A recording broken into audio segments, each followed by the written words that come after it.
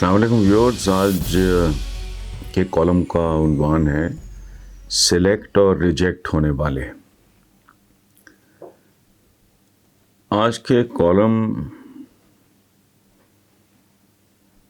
کی وجہ بلاول کا ایک بیان اور مریم کی ایک ٹویٹ تھی جو اخبار میں پڑھی، کیونکہ میں روز اول سے ہی سوشل میڈیا سے مکمل طور پہ لا تعلق ہوں۔ لیڈیز فرسٹ والے فرسودہ سے اصول کے تحت پہلے مریم کی ایک ٹویٹ جس نے حبیب جالب کے ایک شعرۂ آفاق مصرے کا ستیہ ناش کر کے رکھ دیا۔ فرماتی ہیں، ڈرتے ہیں یہ نیب والے ایک نہتی لڑکی سے۔ میں نے یہ ڈال کے اس کو تھوڑا اس کا وزن بہتر کرنے کی کوشش کی ہے، ورنہ اس بے وزن جعلی 2 نمبر مصرے نے وہ دن یاد دلا دیے جب اعلیٰ تعلیم یافتہ والد ذوالفقار علی بھٹو شہید کی اعلیٰ ترین تعلیم یافتہ اور لاڈلی بیٹی بے نظیر بھٹو جنرل ضیاء الحق جیسے محسن کش سفاک ترین ڈکٹیٹر کے خلاف جان لیوا جنگ میں مصروف تھی۔ اوپر اللہ نیچے عوام کے علاوہ سب قوتیں بے نظیر بھٹو کے خلاف تھیں۔ بھٹو کی بیٹی بے نظیر بھٹو، جس کا نک نیم پنکی تھا، چومکھی نہیں دراصل 5 مکھی لڑائی لڑ رہی تھی، چونکہ اسے اپنی پارٹی کے اندر کے غداروں کا بھی سامنا تھا۔ یہی وہ دن تھے جب حبیب جالب نے کہا، ڈرتے ہیں بندوقوں والے ایک نہتی لڑکی سے۔ آج نقل اس اصل میں فٹ ہونے کی ناکام کوشش کر رہی ہے، تو اس پہ مسکرانے کے علاوہ اور کیا جا سکتا ہے؟ نہ جانے کس احمق مشیر نے یہ بے وزن مصرع مریم کے منہ میں ڈال دیا کہ در حقیقت بھٹو فیملی روز اول سے ہی شریف اینڈ کمپنی کا کمپلیکس رہی ہے۔ یہ بھٹو خاندان کے مقابلے میں بدترین قسم کی احساس کمتری کا شکار ہے۔ میاں نواز شریف زندگی بھر بھٹو بننے کی سر توڑ کوششیں کرتے رہے، لیکن ہر بار ایک آدھ آنچ کی کسر رہ ہی گئی۔ بھٹو نے کہا تھا، میں تاریخ کی بجائے جنرل ضیاء کے ہاتھوں مرنا پسند کروں گا۔ میاں صاحب کبھی مہاجر ہو گئے، کبھی مفرور ہو گئے۔ بھٹو نے سوچا تھا کہ جس دھج سے کوئی مقتل میں گیا وہ شان سلامت رہتی ہے۔ میاں صاحب نے سوچا جس دھج سے کوئی جدے میں گیا وہ شان سلامت رہتی ہے۔ سچی بات ہے بھائی کہ جان ہے تو جہان ہے، جس میں جدہ کے بعد انگلستان ہے۔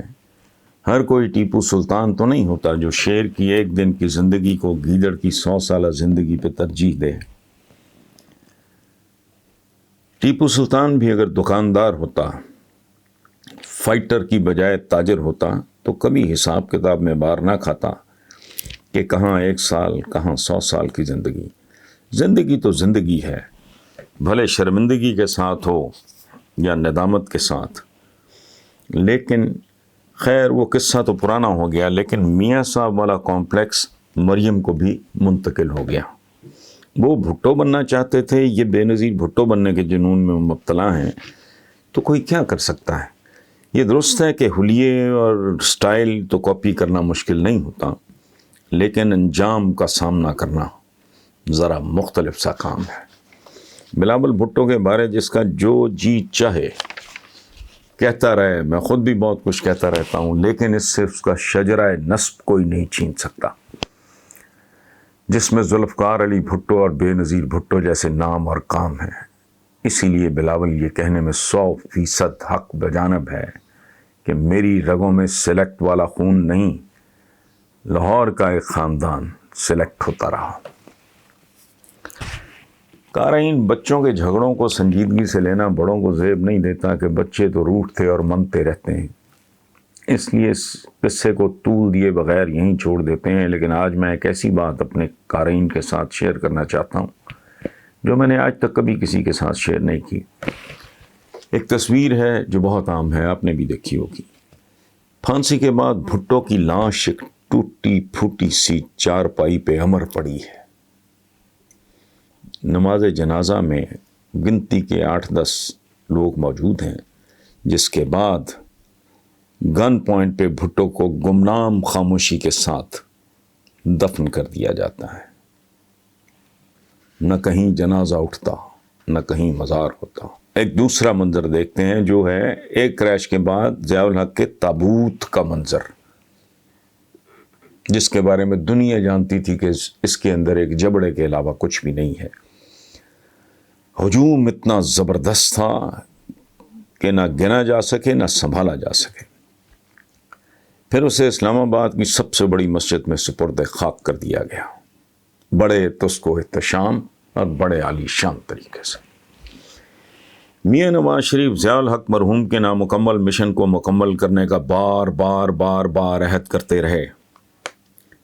ضیاء الحق کی چند برسیاں دھوم دھام سے منائی گئیں، تو پھر آہستہ آہستہ دھند چھٹنے لگی،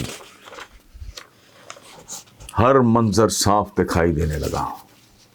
بھٹو سائیں کی قبر مزار میں تبدیل ہونے لگتی، رونقوں اور ہجوم میں اضافہ ہوتا جاتا ہے اور مسلسل بڑھتا ہی چلا جاتا ہے۔